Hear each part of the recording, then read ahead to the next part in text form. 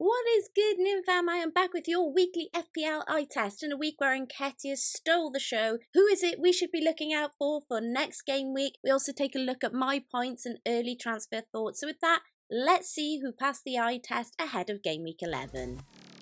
With a multitude of changes to the squad last game week, Arteta was not a popular person amongst FPL managers. I guess with the game against West Ham on Wednesday in the Carabao Cup, he thought this would be a good chance of resting some of his key players. But I'm still unsure about what's going on with Gabriel. There has to be something going on behind the scenes, right? He was such a linchpin for us last season. Surely he doesn't need to be having these kind of unexpected moments on the sideline unless there's some sort of discrepancies behind the scenes or a kind of injury going on. I wonder if we'll ever find out.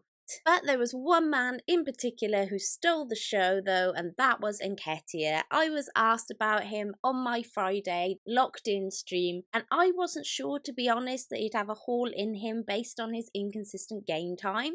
But I did say he'd be a great third forward punt for a very cheap price, as he'll get lots of game time whilst Jesus is out. Boy, did he impress on the eye test though. Now, we have to remember that Sheffield United have crumbled more than once this season, and their defence, once it fails, let's just say a tidal wave of goals happen. So with that, we must remember all of this when it comes to considering our Arsenal players. That said, fair play to Arsenal and to Nketiah for taking their chances. Those of you with Matoma, I envy you greatly as you have him against Sheffield United in game week 12. You guys are going to feast at this rate. Chelsea looked great against Brentford this weekend. For 3/4 of the match they were attacking, and I've no real idea how Palmer or Sterling didn't come away with something in that match. But despite falling apart in the final part of the game, I want to give a mention to Madueke, who seriously impressed me on the eye test, falling into that Palmer, Jensen, Louise, Gordon area in terms of a price point at 5.3, but has some really tough fixtures for the next 5. So I'll be honest with you, I'm unsure of him as an FPL asset at the moment. And to be honest, I'm unsure Chelsea will survive these tough fixtures based on last game week's performance.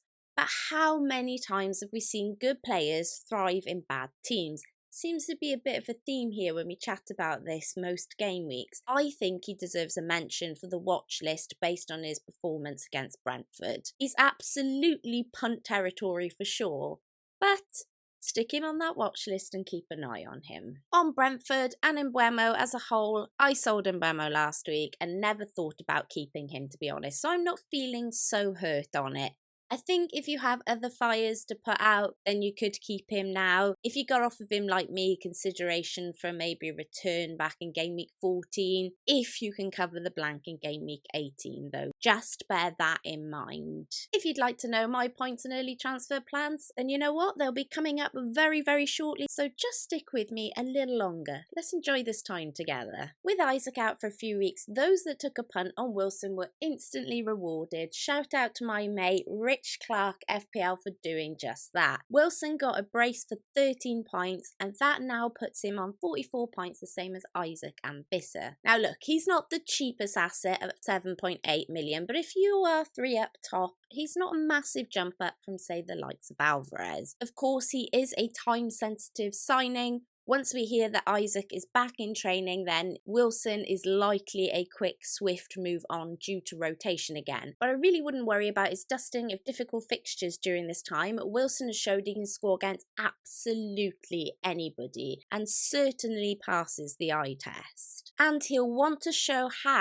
why it's Isaac that should be waiting for a chance on the bench, not the other way around. So he'll be doing everything in his power in the next few weeks to score as many goals as he can. Of course, typically, just as I big up Newcastle defence, they have a slip up in the game on paper that looks pretty much like a solid clean sheet. Always the way, isn't it? I actually cannot call the Arsenal game, but I am expecting goals on both sides. So if you are an Arsenal and Newcastle defensive owner like myself, then it's not going to be a fun watch, that's for sure. Either way, I think after Arsenal, Newcastle defence will be back on again. If you are looking for help with your FPL team though, please check out the sponsors of this video, fantasyfootballfix.com, where you can follow the world's best FPL managers' team reveals live. Link is in the description below. As a new Bowen owner, I was expecting a bounce back of West Ham's recent form against Everton at home. However, Everton had other ideas. It's now 1 draw and 2 losses for West Ham in the league. I invested in Bowen for his tasty run ahead, but how patient will I be with him? I have to admit to you guys, West Ham were terrible on the eye test. They woke up a little in the last, say, 10 minutes, but it was all just too late. And with both Nketiah and Alvarez now both on a yellow suspension ban against Brentford, who won against Chelsea last game week, I'm not feeling as confident as I was when I thought I was going for a great little differential with Bowen. I want to see a little more from him in the next match, and if you are a non-owner considering him for his run, you should also be wanting to see much more too. As for Everton, they were much better. A shout out to Calvert-Lewin, who took his goal very well. Not quite an asset yet, but one to keep an eye on maybe. It's the injury with Calvert every single time, isn't it? Right, with all of that, let's get into my team and possible transfers. I knew my goalkeepers would suffer this week given their fixtures, and so the 1 point for Johnston was not unexpected. My defence was depleted this week and it showed. No backup for Udogie, wasn't even in the squad. I should have taken a -8 for Tsimikas, who, interestingly, if I had done that, I would have reached my safety score and got a green arrow instead of a red. So sometimes hits aren't as bad as they seem, kids. As we know, Kabore was bound to struggle against a Villa side at home. Burn and the Newcastle defence struggled, so no points there. Saliba pretty much held up the defence with 7 points from his clean sheet and bonus points. In midfield, the Spurs boys, whom I kept faith in, did deliver for me with a goal for Son and an assist for Maddison. Bowen, the newcomer, had a bad game week by his standards.